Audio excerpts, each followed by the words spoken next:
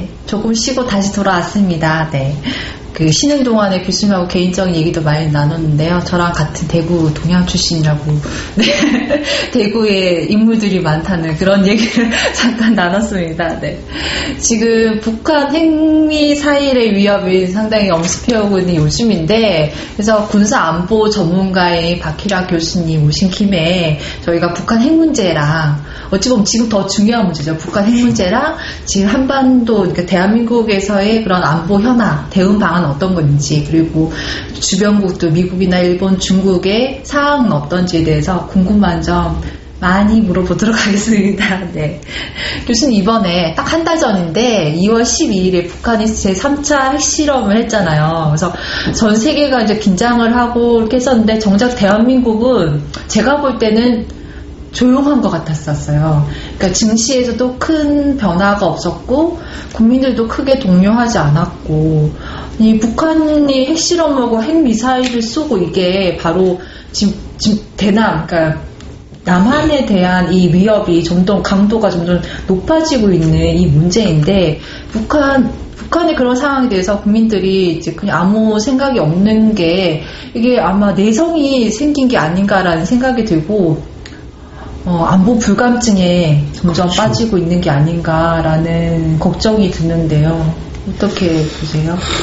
참, 큰일이죠. 네. 제가 이제 KBS에서 이렇게 토론할 때도 보면 각 중간 전화를 받거든요. 네. 전화를 받으면은, 크게 두 가지입니다. 첫째는 네. 그게 북한 핵이 미국하고 북한의 문제인데, 네. 왜 우리가 그렇게 이렇게 벌갑들 필요가 있냐. 또는 통일이 되면 우리 거 될 텐데, 뭐 그렇게 걱정하느냐. 네, 진짜 그런 전화가 있네요. 네, 그럼요. 저도 깜짝 놀랐어요. KBS 라디오하고 할 때인데, 네. 그걸 아무 내가 틀릴 수 있다라든지, 내 이름만 하면 혹시 남이 어떻게 해서 이런 것도 없이 꺼리낌 없이 방송에 네. 자기 독자가 전화를 걸어서 그런 이야기를 했습니다. 그래서 사실은 이게 참 큰 일이죠. 큰 일. 저는 그렇게 얘기합니다. 네. 다 이제 좋은데 그러면 당신이 틀리면 어떻게 할 거냐.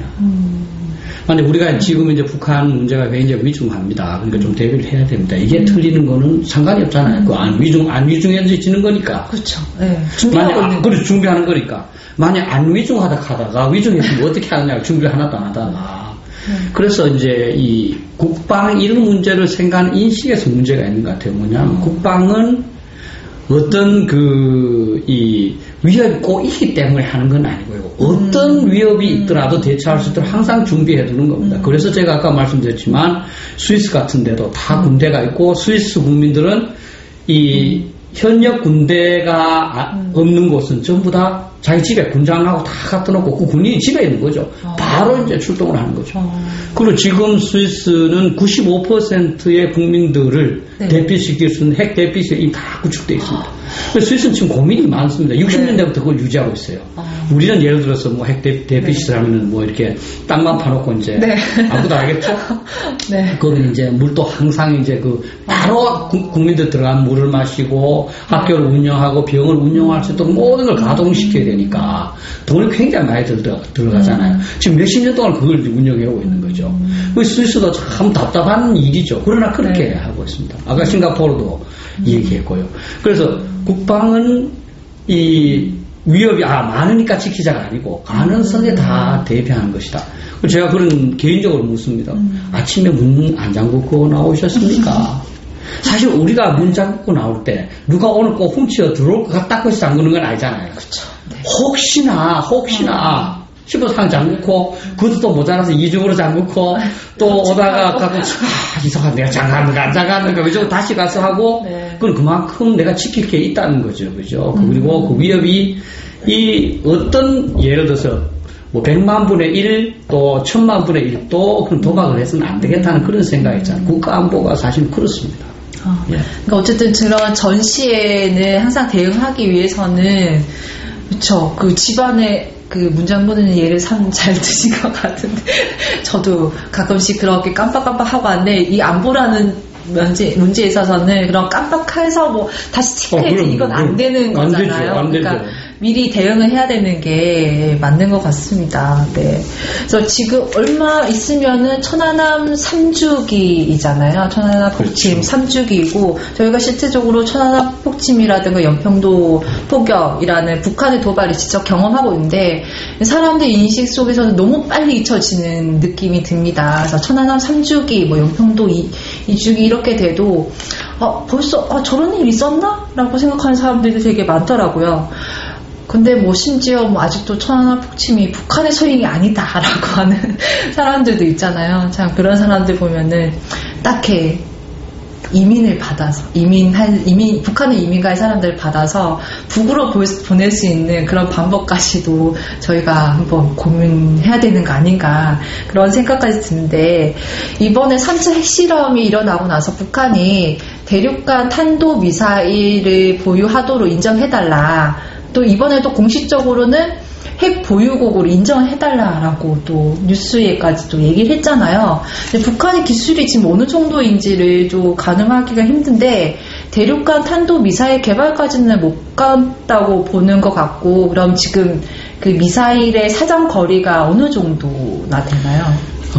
지금 이제 미사일 사정 거리는 네. 이제 지난번 2009년도에는 한 3,000km 가다가 이제 떨어졌죠. 그리고 이번에 이제 10,000km를 갔는데 지금 이제 어쨌든 간에 뭐 어떤 물체를 네. 10,000km는 이제 날릴 수가 있습니다. 10,000km는 어느 정도 위치인가요? 글쎄요. 하와이 넘고 아마 알래스카까지 갈걸요. 그러니까 10,000km까지는 이제 충분히 이제 날릴 수 있다. 다만 이제 그것이 이제 네. 다시 대기권으로 들어오려면 대기권을 통과할 때 이제 상당한 열이 과기된 건 어렵지만 근데 여기서 한번 생각해 봐야 돼. 우리가 ICBM이라고 그러잖아요. 네, ICBM은 네. 대륙간 탄도탄이라는 얘기거든요. 네. 그 말 속에 이제 언론이 자꾸 쓰는 그 말 속에 들어있는 뜻은 뭐냐면 ICBM이니까 그건 미국하고 북한의 문제지 우리하고는 상관없다는 네. 말이 있습니다. 근데 네. 지금 북한은 지금 한 800 내지 1000발의 미사일을 갖고 있고요. 그 미사일의 대부분은 우리 한국을 쏘고 그럼요. 네. 이미 우리 한국에 대한 그러니까 네. 부산까지 제주도까지 쏠 수 있는 건 이미 모두 검증이 됐고 다음부터 미국을 쏘는 걸 보겠습니까? 만약에 자기가 한국을 공격을 할 때 미국이 증언을 하게 되면 미국한테 너 지금 우리가 미사일을 쏴서 너희들 몇 사람 죽일 테니 증언하지 마. 이렇게 말하려고 하는 거죠. 이 미국 같은 세계 최고의 핵강대국하고 북한의 상대가 안 되잖아요. 그죠? 그걸 하는 거죠. 이미 지금 북한이 스커드 미사일이 한 600기가 되거든요. 그 600기가 지금 우리나라를 다 수시로 공격할 수가 있습니다. 그리고 그 미사일로 이제 시들려면 아무래도 미사일이니까 비행기보다는 이제 이 중량을 적거든요. 네. 우리 그게 한 예를 들어서 1톤 정도 이하가 돼야 된다고 그럽니다. 1톤 이하로 줄여야 되는데 네. 지금 이제 신생국들이 핵무기 만들 때는 통상 한 2톤 정도 크기가 된다 그래요. 그걸 계속 줄여 나가는 거죠. 근데 이번에 이제 북한이 뭐 소형화, 경량화를 했다고 했는데 그게 액면 그대로 믿을지는 모르지만 이제 2006년 1차 실험, 2009년 2차 실험했고 지금 이제 3차 실험을 한 걸로 봤을 때 대부분은 아마 미사일에 실을 정도로 이제 소형화했다고 보는 게 맞다. 이렇게 이제 하는 것이고 만약에 그렇게 된다면 우리는 지금도 북한의 핵 미사일의 위협하에 있는 거죠. 위협하에. 제가 언론에 보기에는 그 북한의 핵폭탄의 그런 위력이 거의 히로시마 원자폭탄 정도의 파괴력이 있다 이러거든요. 근데 사람들이 뭐 히로시마 원자폭탄 지금 젊은 세대들은 기억도 못하고 뭔지도 그렇죠. 잘 모르거든요. 그래서 그러니까 북한 핵폭탄의 그 파괴력이 어느 정도나 만약에 여기 대한민국에 탁 떨어졌다. 만약에 서울 여의도 그렇죠. 떨어졌다. 그럼 저희는 살아남을 수 있나요? 저희 여기 지금 정동에서 근무하고 있는데 살아남을 수 있을까요? 못 살아남죠.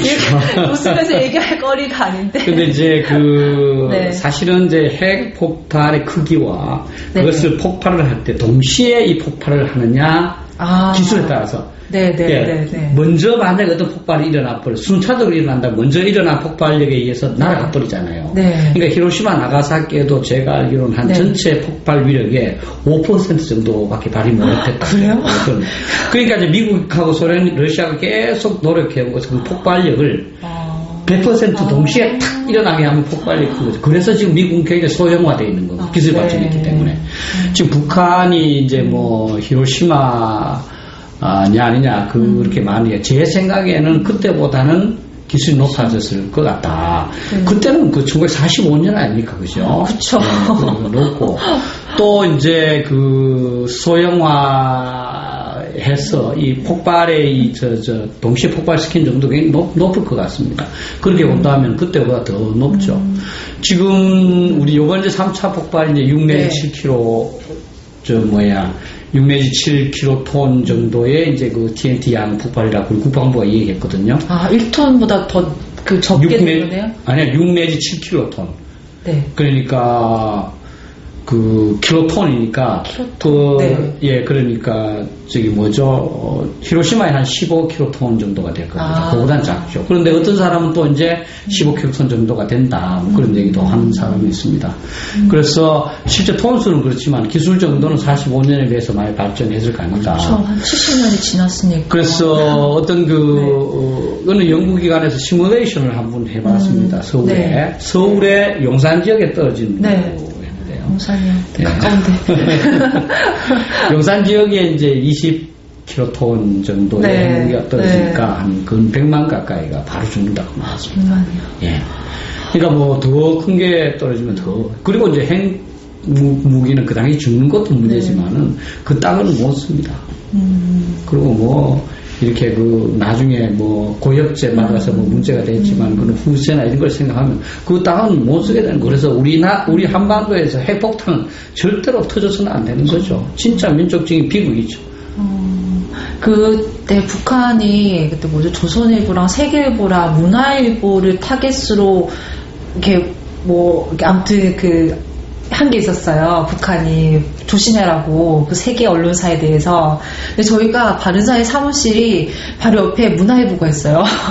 문화일보 주차장을 거의 같이 쓰고 있거든요. 거의 등지고 있어요. 그래서 저희 사무국 직원들이 일하면서 여기 지금 등지에서 쏟아지는 거 아니냐고, 문화일보 때문에 큰일 났다고 그랬었는데, 또 안도가 되는 게 또 바로 한 10m 앞에는 경향신문이 있습니다. 그래서 문화일보에 큰일을 일어나지 않으니까 바른사회도 참 위험은 좀 피해갈 수 있겠다라고 이렇게 농담처럼 얘기를 하고 있었는데, 이 북한 핵실험 할 때 핵탄두의 재료가, 핵무기 재료가 고농축 우라늄 이 두 가지이잖아요.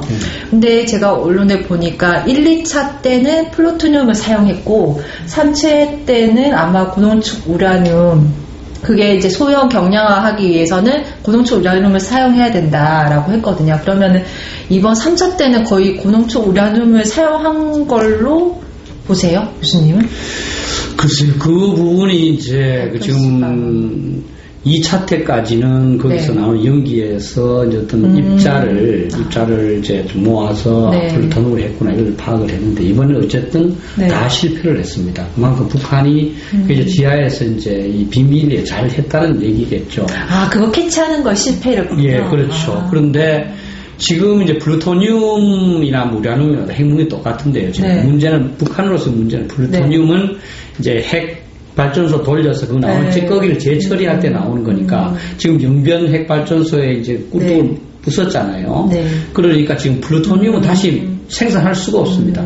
지금까지 총 한 것을 우리가 봤을 때 한 40 내지 50kg으로 이제 추출한 것 같다. 그럼 요번에 이제 핵 실험할 때 한 5kg 정도 든대요. 그러면 한 이제 15 정도는 이제 없는 거 아니냐. 그러면 이제 25에서 이제 35 갖고 이제 만드는 거죠. 그렇게 만들어 봐야 이제 세수가 한 10개 정도 이렇게 제한되는 거죠.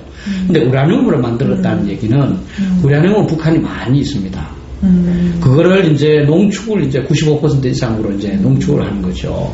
이제 천연 우라늄은 1%도 안 됩니다. 그걸 계속 반복을 해서 농축을 하는데, 그걸 농축하는데 만약 성공을 했고 그걸로 핵무기를 만들었다면 앞으로 북한은 계속적으로 수십 개도 이제 수백 개도 만들 수 있는 거죠. 그렇게 되면 우리는 너무 이제 힘들어지는 거죠. 그래서 그게 굉장히 중요합니다. 그래서 지금 대부분이 이제 우라늄을 쓰지 않았겠느냐 이렇게 추측하는 거지, 거기에 이제 명확한 증거가 나오거나 그런 건 아닙니다.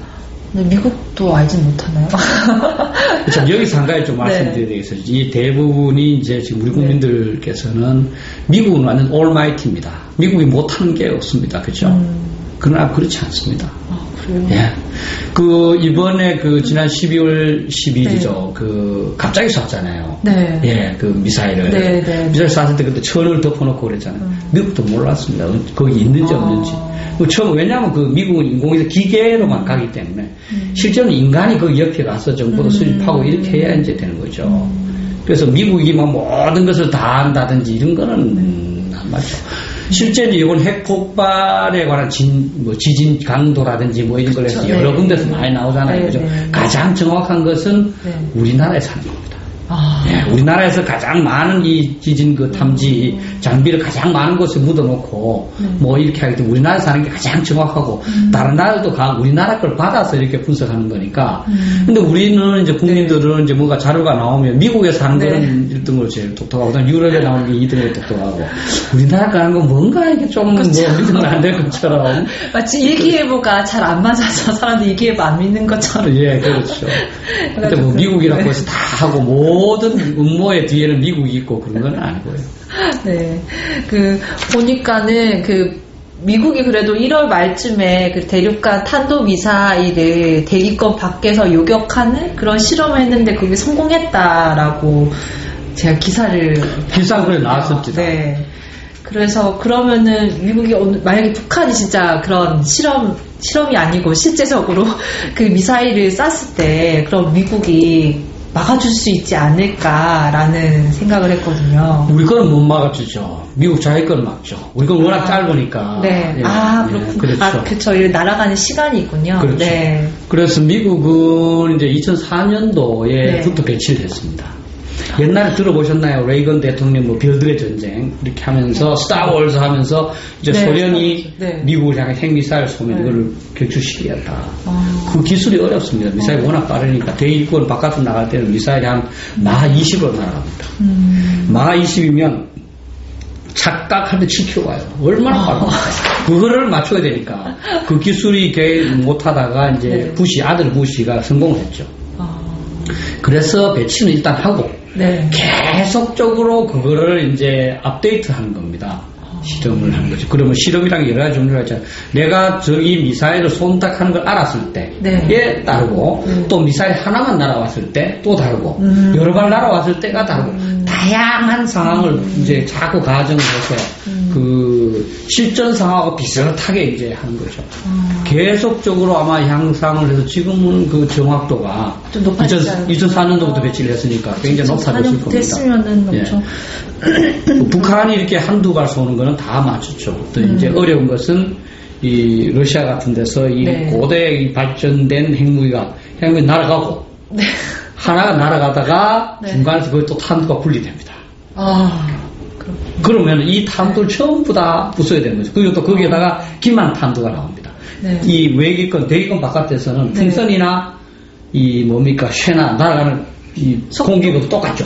거기서 이 데코이라는 그 잘못된 것을 기만체는 아니다 하고 판단을 해서 진짜 탄두를 부수고 그 다음 그걸 또 다시 시뮬레이션을 해서 진짜 다 부서졌는지 확인한 다음에 부서지면 또 부수고 이렇게 하는 기술이 너무너무 어렵죠. 그러니까 북한 정도가 이제 단순히 쏘는 거는 미국은 쉽게 이제 아마 격추시킬 겁니다. 저는 그냥 이게 슝 하고 올라가는 거를 그냥 평 하고 이렇게 막아주는 그런 생각했는데 그게 아니군요. 그럼 너무나 어렵죠. 여러 개로 막 분리도 되고 그렇게 되는 거네요. 제가 군대를 안 갔다 와서 잘 몰랐는데 오늘 교수님 덕분에 핵미사일에 대해서 상당히 많이 얘기를 듣고 있습니다. 그럼 저희가 북한의 핵미사일 그런 위협에 대해서 대응하기 위해서는 먼저 선제 조치를 하거나 아니면은 바로 당했을 때 응징 보복을 하거나 아니면 세 번째는 그런 미사일 방어막을 이렇게 세우는 그런 세 가지 정도를 볼 수 있을 것 같은데 그렇죠. 지금 대한민국 상황에서는 어느 게 가장 현실적이라고 보세요? 지금은 현실적이나 아니나 지금은 딱 유일한 우리가 할 수 있는 게 딱 선제 타격밖에 없습니다. 그렇군요. 지금 예를 들어서 북한에서 올 때 세 가지라고 그랬잖아요. 말씀하신 대로 첫 번째는 이제 순서가 조금 제가 제 설명 다른 순서로 하겠습니다. 만약에 북한이 이제 이런 조건을 수락하지 못하면 내가 이제 핵미사일 쏘겠다는 게 위협을 했다고 하면 가정을 하겠습니다. 그렇게 해서 우리가 할 수 있는 첫 번째 얘기는 그래 너 만약에 우리한테 핵무기를 쏘면 너는 그보다 훨씬 더 심한 피해를 받을 줄 알아라. 근데 지금은 그게 우리가 없잖아요. 심한 피해 줄 수 있는 핵무기보다 더 심한 피해는 핵무기 없잖아요. 그러니까 지금 미국 핵무기를 빌리고 있는 겁니다. 그러니까 내가 아니고 내가 미국 핵무기를 갖고 미국이 공격한다고 약속을 했으니 너 그거 알았지? 그렇지만 미국이 해줄지 안 해줄지 뭘 줄지 모르잖아요. 그죠? 그럼 불확실하죠. 네. 그죠? 이건 안 되죠. 네. 그럼 두 번째는 그러면 자 네가 핵무기를 쐈다? 그래 쏴. 그럼 내 공중에서 격추시키고 하는데 우리는 그 네. 격추시킬 수 있는 능력이 없습니다. 그렇죠. 예. 네. 그러면 자 핵무기를 쏜다고 해서 우리 방법은 네. 땅에 있을 때, 그죠? 쏜다고 네. 했을 때, 거기 이제 또 금방 쏜다고 탁 올라오는 건 아니거든요. 그게 이제, 지금 다행히 북한은 지금 이 로켓가 전부 액체 연료를 씁니다. 그럼 기름을 쓴다는 얘기죠. 우리나라 로켓은 좀 선진국이라 고체 연료를 씁니다. 이거는 이제 고체 연료니까 이미 연료가 항상 이제 준비되어 있는 거고. 네. 액체 연료는 넣어놔 놓으면 네. 이게 이 산화가 되고 해서 안 됩니다. 쏘기 전에 넣어야 돼요. 네. 그러니까 넣는데 시간이 걸린다는 네. 거죠. 그러니까 이제 그걸 알 수 있는 거예요. 그때 우리가 미리 비행기나 우리 또 이제 순항 미사일이 있습니다. 그걸로 격파하는 그 방법밖에 없는 거죠, 지금. 그렇다고 해서 네. 뭐 여호와의 증인식으로 뭐 내가 인류 평화를 위해서 우리가 좋게 띡할 수는 없는 거 아닙니까? 아, 그렇군요. 네. 그러면 지금 방금 세 가지 그런 방법 얘기했는데, 뭐 핵시설을 무력화시키는 방법이나 아니면 우리가 또 뭐 비슷한 수준의 그런 대응 태세를 마련하거나, 아니면 미사일을 막아내거나, 네. 이 세 가지를 만약에 다 한다 해도 이 세 가지가요.